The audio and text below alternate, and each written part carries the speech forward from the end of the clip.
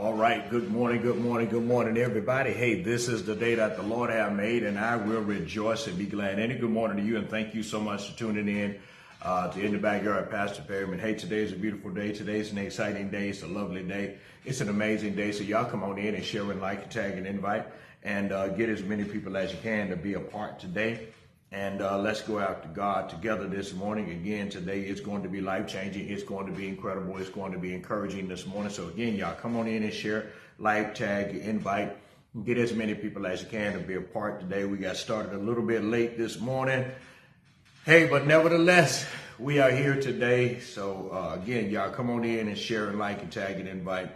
Get as many people as you can to be a part today. I'd greatly appreciate you for tuning in and doing that and inviting some people today. I really would.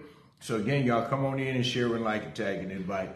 And again, get as many people as you can to be a part. Big shout out to those who are on Instagram today, those who are on Facebook Live today. Thank y'all so much for being on. Shout out to my brother Timothy Price. He's the first person on this morning. Love you, brother. Good to see you this morning, man. Thank you so much for being on. My wife, Pastor Sophia, is in the house. Miss Jennifer Smith, I got to give you my pound today, girl. Good to see you this morning. Thank you so much for being on. Miss Valerie is in the house. Hey, what's up, Poochie? Good to see you today. Tony Johnson, what up, man? Good to see you today. Thank you so much for tuning in this morning. So again, y'all come on in and share and like, tag, and invite.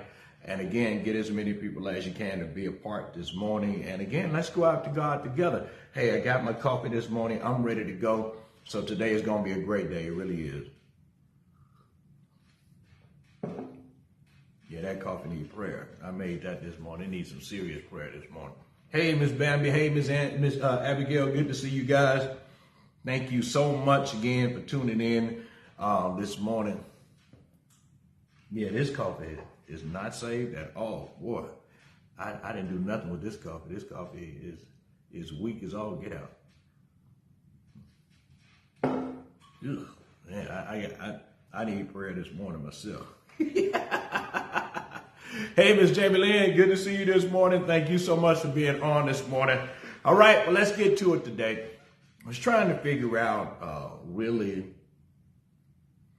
what story I was going to tell and, you know, to really match today's message. But I thought that I'd go back to one of my trusty ones that I've used in the past, and that is me sitting on the couch in our apartment in Gardena one day, and I'm sitting there and I'm frustrated, I'm irritated, agitated, I'm angry, I'm feeling disappointed, I'm mad at God, I'm mad at myself. I mean, I got all of these emotions flooding in my spirit. I'm looking at myself and I'm seeing that I have not accomplished the things that I want to accomplish. And I'm saying to myself, I should be in a better position today to do certain things for my family, and I'm not. And I mean, the enemy is just working me over, man, with these emotions. I'm sitting there.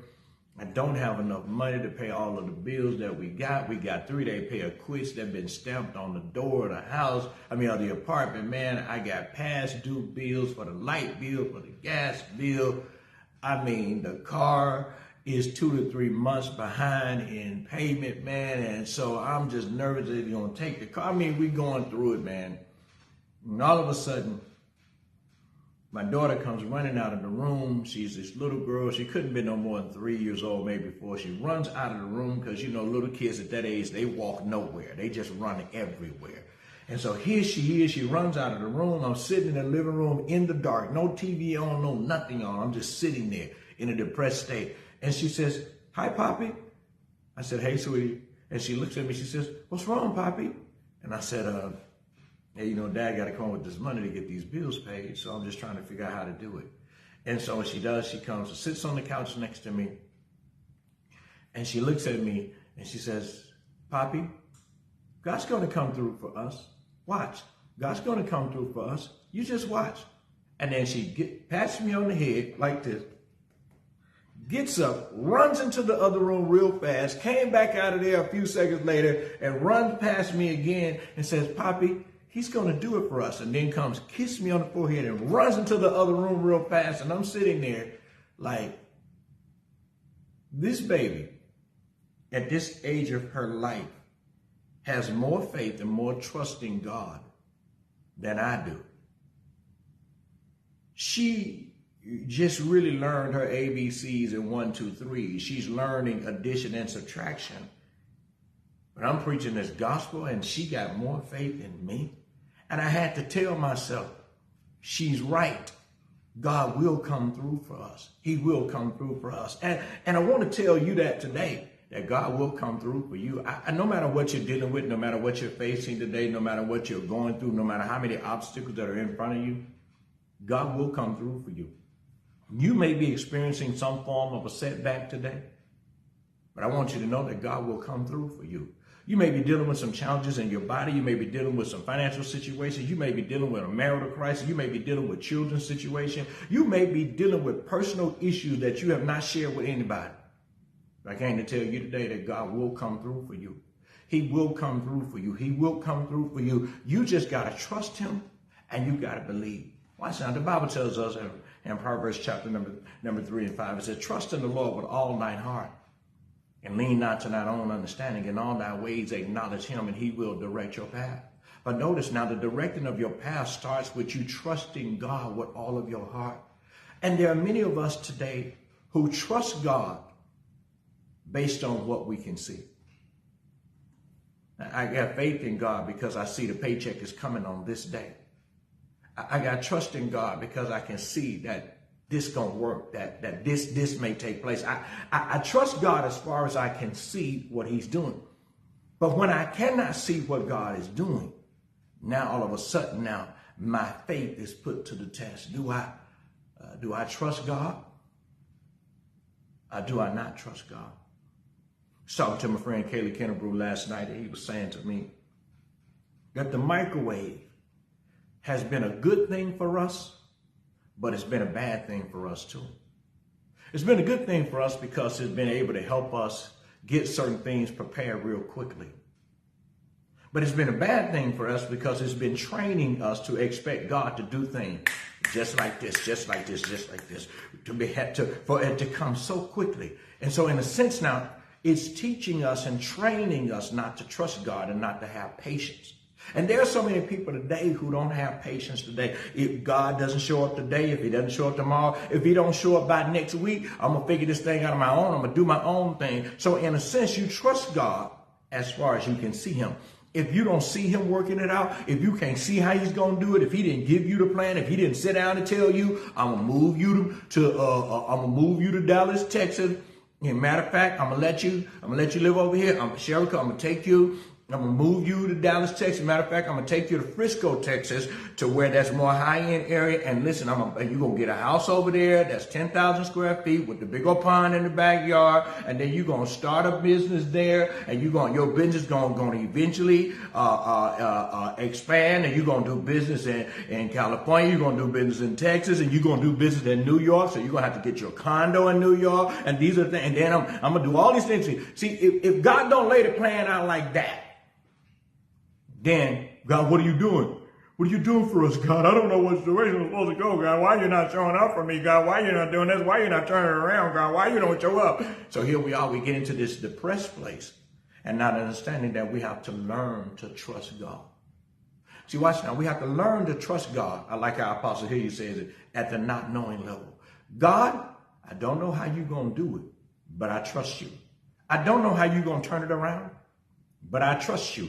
I don't know how you're going to work it out for me, but I trust you. I don't know how you're going to heal my body, but I trust you. I don't know how you're going to get these bills paid, but I trust you. I don't know how you're going to get me past the hesitating moments of my life. I don't know how you're going to get me past the give up moments and the give in moments and the give out moments. I don't know how you're going to get me past that. But God, I trust you. And there are so many of us today who don't really put the full trust in God. I trust God with a portion of my life, with a portion of me. Because, God, I've been hurt too much. I let my guard down and he hurt me and she hurt me and they hurt me and people who are close to me hurt me, God. And God, it seems like you're doing the same thing too, because the doctor gave me a bad report and I've been praying. But it seems like the report is not getting better. It's getting worse. God, I prayed about this and I prayed about that and you didn't show up. God, I prayed about this. I prayed that you would heal Mama and she didn't get healed. She died. I prayed about this and I prayed about that and nothing changed, Lord. And so now here we are we build up this thing to where we don't even trust God anymore. He is the only one that can turn it around for us. He is the only one that can work it out for us. He is the only one that can open doors for us. He's the only one that can bring us from the bottom and place us on the top. He is the only one. But here we are, refusing to trust God. I heard this lady tell Dr. Miles Monroe, he tells the story about he meets with this lady. She is one of the foremost preachers of her generation. And she is Dutch, and her English is broken, and she comes to ORU University to speak, and he is a student at ORU, and he is one of the students who have been set aside to meet with her. And her name was Miss Corey Timboon, and he was listening to her talk, and he's asking a lot of questions. And she tells him, I like you, son. You ask good questions. And she's telling him now that if you don't ask questions, you can never get answers. And then she tells him, you will do good one day, son. You will do good one day. And she tells him, but here's the thing. You have to learn to believe in the dark what God told you in the light. When I heard that, I adopted that because he gave revelation to that. The Bible said the entrance of thy word, it gives light. That when God speaks to you, God gives you revelation. It illuminates your path. It lights your path. It gives you instruction. It illuminates the direction that you should take. But then there comes a time where every one of us will experience something dark in life, where what God promised me, I don't see. What God showed me, I don't see. What God told me, I don't see. I was excited about it in the beginning, but now I've been doing this for so long, and I don't see anything taking place. So that's why you have to learn how to believe in the dark what God told you in the light, because there'll come a time now where what God promised you, you don't see. He promised you healing, you don't see it. He promised you houses and vineyards that you didn't plant, but you don't see it. He promised you a good marriage, but you don't see it. That's the time where you have to learn to trust and believe the word. You got to learn to trust the word. You got to learn to stand on the word. God, your word says to us that you healed them all. You sent your word and you healed them all. Your word said that healing is the children's bread. You have to grab that. You have to hold on to that, because that is the only thing that's going to take you to the next level of your life. So you have to learn how to believe in the dark what God told you in the light. And I'm talking to somebody today because there are many who will be ready to throw in the towel. Ready to throw in the towel on the marriage, ready to throw in the towel on the job, ready to throw in the towel on owning the company because it's not producing at the level that I wanted to produce. Shh, don't throw in the towel. You need these lean years of your life. You need to go through the desert of your life. You need to go through tough times of your life. You need to go through this. And this is a thing that we have to understand. See, there must be a time where you want to go through a stage of development. That God takes every one of us through a stage of development. That here you are, the entrepreneur is in you. The CEO is in you. It is in you from a little kid. We could see it. Other people can see it. But here you are. You tried to launch something too fast. You tried to do this too fast. You tried to do that too fast. And it's not working. But here's what's happening now. Because it's not working, you become frustrated. And the moment you make the decision that you're going to be frustrated, you send out this beacon out that attracts everything that's frustrating to you. And who is the author of your frustration? It is the devil. So as soon as he sees that you're frustrated, here's what he does. He shows you everybody around you who is prospering. Everybody whose business is prospering. Everybody whose family is on point. Everybody who's laughing and joking and taking good pictures on social media. So what is he doing? He shows you all of that to bring you to a place of deeper depression. And so here you are, you're mistaking it. You're thinking that the enemy, you're thinking that this is happening to you to cause you to throw in the towel. That here you are, I'm ready to, I'm frustrated. So you think that all of this stuff is taking place to make you give up and cave in and quit. And what you don't understand is there is a flip side to the coin. And the flip side of the coin is God is not using that to destroy you, but he's using that to develop you. See, watch now. You need to get this because this is what most people don't grab. You need to see it in action before you can receive it, before you can be it. You need to see it in action. So a lot of times the devil will allow you to see it for you to be depressed, but God allows you to see it so you can strive toward it. Here I am. I'm getting to a point at one point. We believe in God for houses. We go to all these different houses. We settled on the 2 type of houses that we want. I mean, we done took videos with it, talked about it, in the house about it, and nothing is happening for us. I got a date set and nothing is happening. God is not coming through for us, and I'm becoming frustrated every single day, and I'm letting our frustration be known, and next thing you know, he get in the house. He get in the house. He get in the house. They get in the house. You getting one too? They all getting one, but I'm not getting one. Now I become frustrated. Hey man, why don't you come over to the house and hang out with me? No man, I can't do it. I got some plans today. You understand? I become frustrated. God, you're doing it for them. You even did it for him. You did it for them. You came through for him. You came through for them. What's up with your boy? You ain't come through for me. I preached this gospel. I laid my resume out to God. I've been preaching this gospel for a long period of time. You understand? I put in all the things, I did everything I'm supposed to do to be able to get a home. I worked on everything, get your credit together. I put money to the side. I saved up this and I saved up that. And God, come on, you ain't come through for me at all. I'm telling people that you're the God who can deliver, you the God who can open doors, but it don't seem like you open up doors for me. So instead of me looking at what other people were getting and being excited for them and happy for them and seeing it now as an avenue that God is building my faith because he's allowing me to see it. So he's developing me. I become frustrated. Yeah, I ain't gonna pray because you ain't coming through for me. I'm not, no, I ain't gonna even talk about it no more because you're not coming through for me. But what I didn't understand was that God had us in a place of development. See, I didn't see the places that he had brought us into. He brought us into new. He brought us into things that stretch our faith to be able to pay more and pay for this and pay for that. I wasn't paying attention to that because sometimes we want things so fast, but we don't understand that we have to be developed in it. So watch now.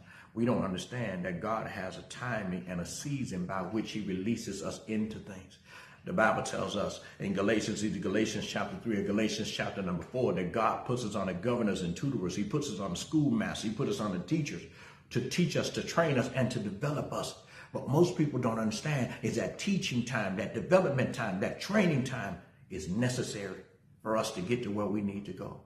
But then now, as God is developing us, he's also developing patience in us. Nobody don't like patience no more. I want this thing quick, fast, and in a hurry. See, people don't take time in cooking no more like they used to. If I can't get the food in 10 minutes, I'm upset. I'm upset. You understand? So we don't understand the process of cooking. You understand? We want greens for Christmas, greens for Thanksgiving, or greens for a Sunday dinner. So it's going to take too long for me to go to the grocery store and get a bunch of greens. Or from Mississippi, we call it a mess of greens. You understand? It's going to take too long to get a mess of greens because I got to go home. I got to wash them up real good. I got to clean them up real good. I got to get the water hot. You understand? I got to get my neck bones and my salt pork or whatever the case may be to put it in the water to make sure everything's right. And then once I put my mess of greens in there, by the time they cook down, there ain't going to be that many of them anyway. So what I'm going to do is just going to get some glory greens and put them in the microwave. They already seasoned up. They already ready to go. And I can have that meal. I'm not going to really make no real cornbread. I'm just going to get some Jiffy Mix cornbread. It's going to be done in about 10 to 15 minutes. I'm not going to buy no cornmeal and take some buttermilk and put some butter in it and whip this stuff up and really make real cornbread like it's supposed to be made. I'm not going to really do that because I don't want to wait on this. And God is trying to develop patience in our lives. See, he's going to come through for you. But he's developing you. He's developing your faith. But he's also developing patience in you.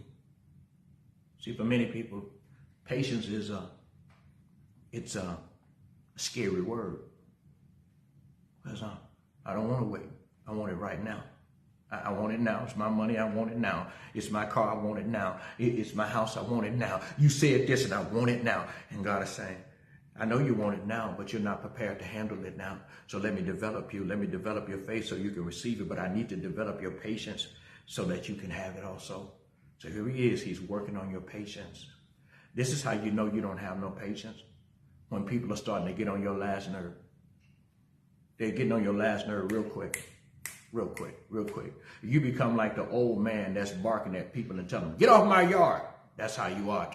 You can't take nothing anymore. You're just so irritated real quick, you're irritated. You're frustrated. You're upset real quick, real quick. So here you are. You're just getting mad with everybody. You get angry at others. You can't take nothing. You can't accept nothing. You have no patience at all. If you're driving down the freeway and somebody drive real fast past you, you're angry about that. It's because you have no patience anymore. You have no patience. So God is developing your patience because it's going to take patience in order for you to possess what he promised you.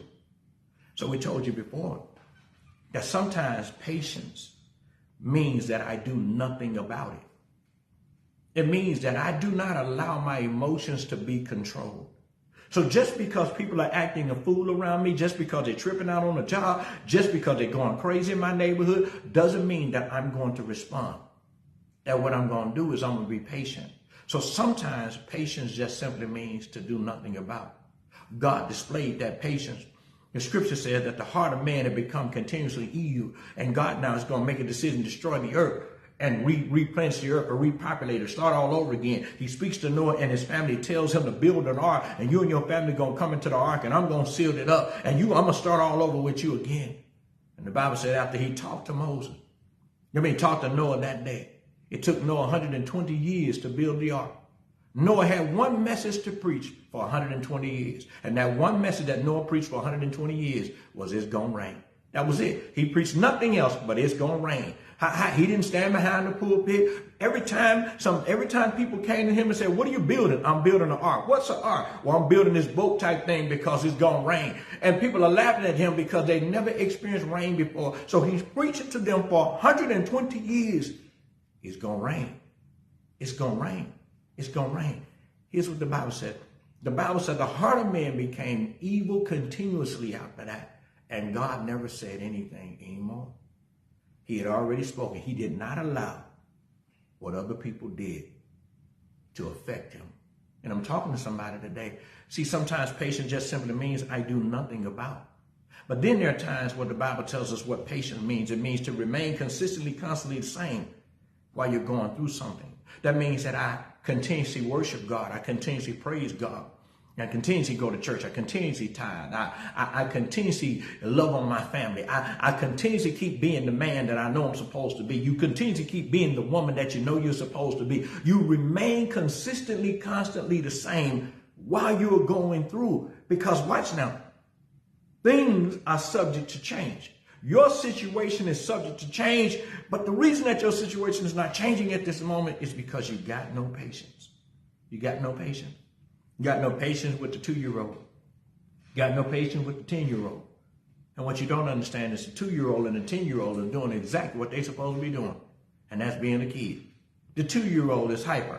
The 2-year-old is all over the place. The 2-year-old don't want to go to sleep. The 2-year-old don't want to eat the food that you cook. The 2-year-old is being what a 2-year-old is supposed to be. The 10-year-old now is coming into their own, or to his own, or to her own. The 10-year-old now is discovering the world. The 10-year-old is learning how to dress now. The 10-year-old is learning how to do their hair. The 10-year-old is learning how to be out in public. So the 10-year-old is experiencing things. So the 10-year-old is discovering things about themselves. So they constantly keep talking. They won't shut up. And this type of stuff. They're doing what a 10-year-old is supposed to do.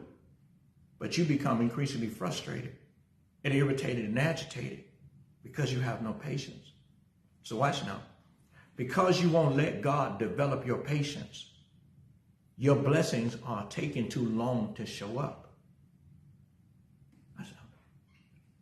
You pass the test. You have to pass the test. You have to do the work to pass the test. See, the teacher can't pass the test for you. And what we as kids, what we as children of God do, we expect God to take the test for us while we sit on the sideline. Take the test for us, God, and let me go on over there. Well, what did you learn? So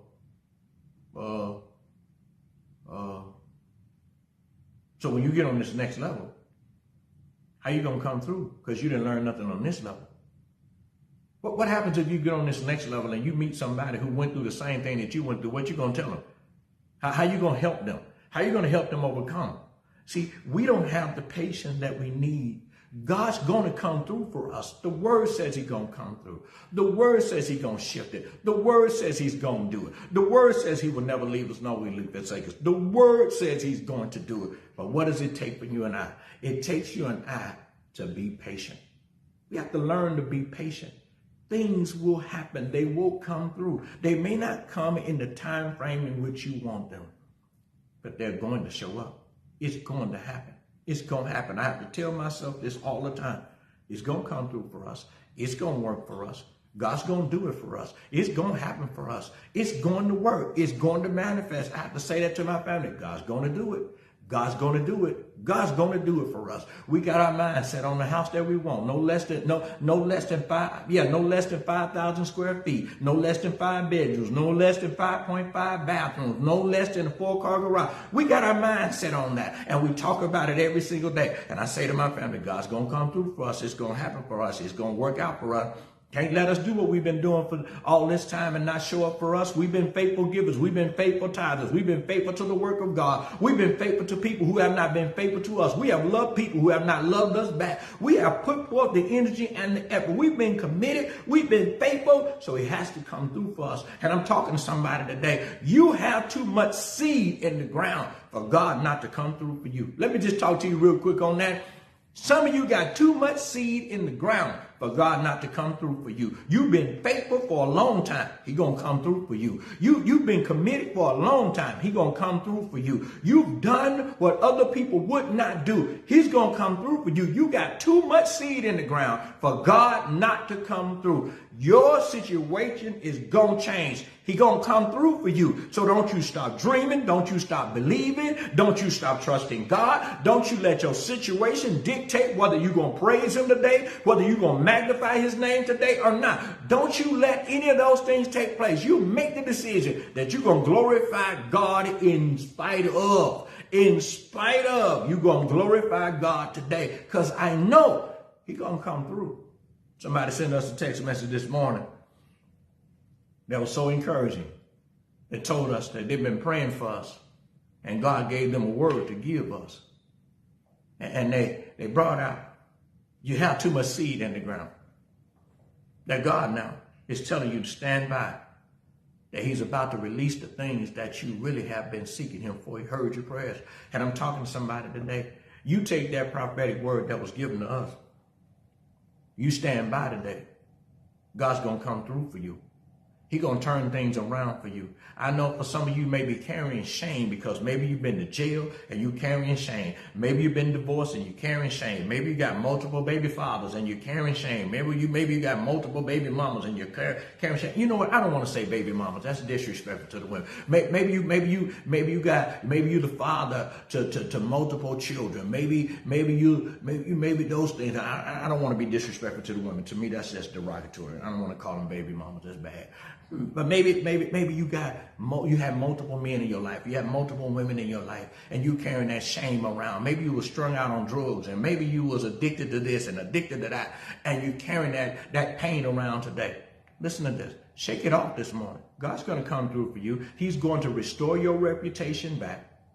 I don't know who that's for, because you feel like you lost your reputation. Listen, he's going to restore your reputation back. He's going to restore it back.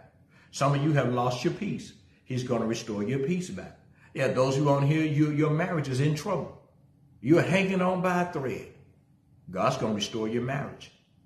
He's going to restore it back. The things that you have lost, he's going to restore it back. The Bible says he will restore unto us the years that the cankerworms and palmer worm that ate up, they ate. God says he's going to restore it back. And I'm telling you today, get ready for your restoration. He's going to come through for you. He's going to come through for you. Maybe you lost your business. Maybe you lost your car. Maybe you lost your house. God's going to come through for you. He's going to come through for you. And there are those of you right now, you've even given up hope or lost hope on ever getting married. God's going to come through for you. He is going to come through for you. Watch what I tell you. He is going to come through for you. He's going to work it out for you. He's going to come through for you. And your life is going to be better than anything that you've ever even imagined. He's going to come through for you.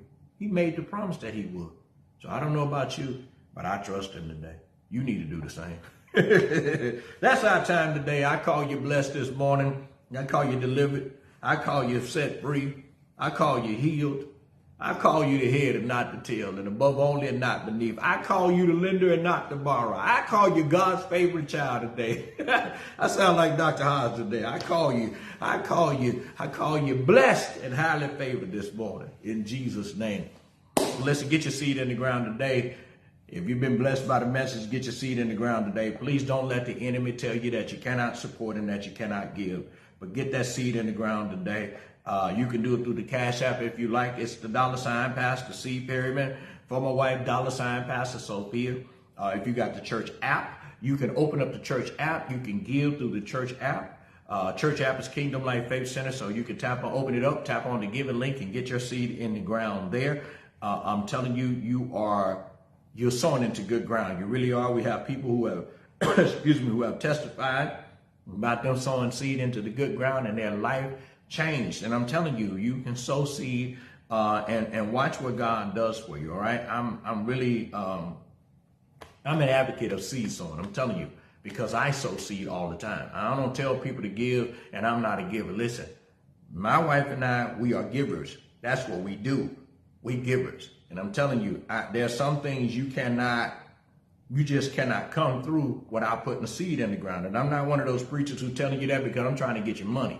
I'm telling you, this is the path to financial breakthrough. This is the path for miracle. This is the path for doors being open for you. You have to get your seed in the ground. You can do it through Zelle if you like. It's the $, not the $, I'm sorry. Zelle is Kingdom Life Faith Center, and all you got to do is on the memo line, just write my name or write pastors on there. The accounting team gets it. They know exactly what it is. So get your seed in the ground today. You've heard something tremendous that's encouraging your faith and starving your doubts. So y'all want y'all to move forward in that, all right? Hey, Tony Johnson, good to see you today. Shout out to, that says, Rash Dove, good to see you. Everett Coven is in the house. Good to see you, man. Miss Desiree Alvarado is rocking with us today. Good to see you today. Hey, y'all say what's up to my auntie Dietrich.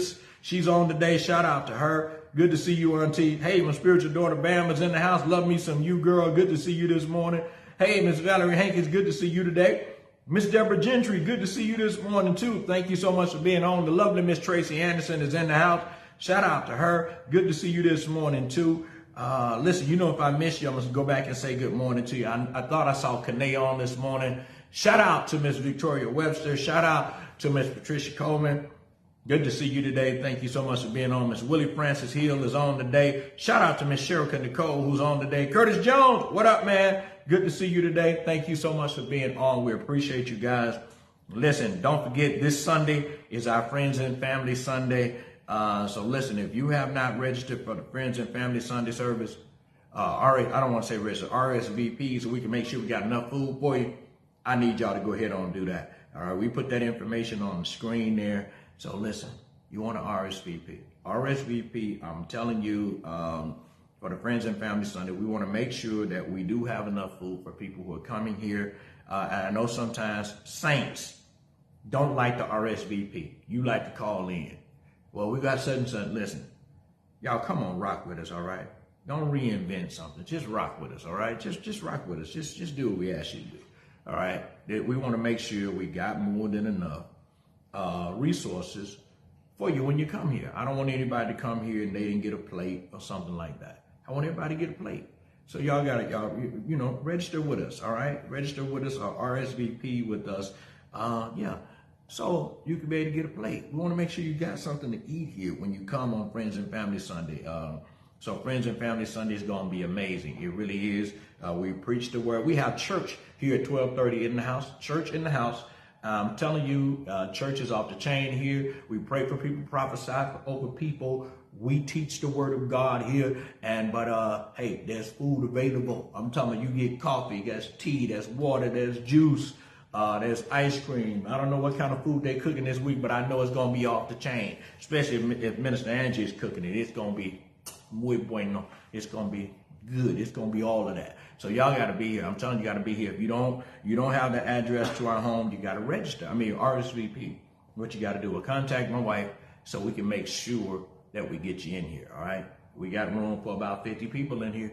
So I'm telling you. So y'all come on, be a part. I'm telling you, it's going to be life changing. It's going to be incredible. We got chairs and everything to be set out for everybody. So we want you to be here, all right? Don't forget the youth revival, one-day revival is coming up July the 28th here in Lancaster. The theme for it is Emerge, It's Our Time to Shine. So they got Christian rap artists that's going to be there. They're baptizing people. So if you got youth in the AV area and you want them to come, it's from 6 p.m. to 9:30 p.m. All right, they're going to be praise dancing. Everything is going to be geared and catered to the youth. So we want you to come and bring the youth. If you're, please register for that as well if you got youth, especially if the youth have not been baptized. They're going to be baptizing the youth that day. So I want to encourage you to get the youth to be a part. All right. So for more information, you can just go on our church website or our Facebook pages, and you'll get that information. Or you can contact Minister Shamika or go on Instagram. You'll be able to get that information as well. And I'm telling you, it's going to be life-changing, all right? So, hey, we got to get out of here, but we call you blessed today. Today belongs to the lovely Miss Edna Powell. Whatever she wants, she gets. Whatever she needs gets supplied. Today is her day. Today also belongs to the lovely Miss Bambi. Whatever she wants, she gets. Whatever she needs gets supplied. And then last but not least, today also belongs to Miss Desiree Alvarado. Whatever she wants, she gets. Whatever she needs gets supplied, all right? Hey, I got to go. Love y'all. Be blessed. And I'll see y'all again tomorrow on In the Backyard, Pastor Perryman. Be blessed.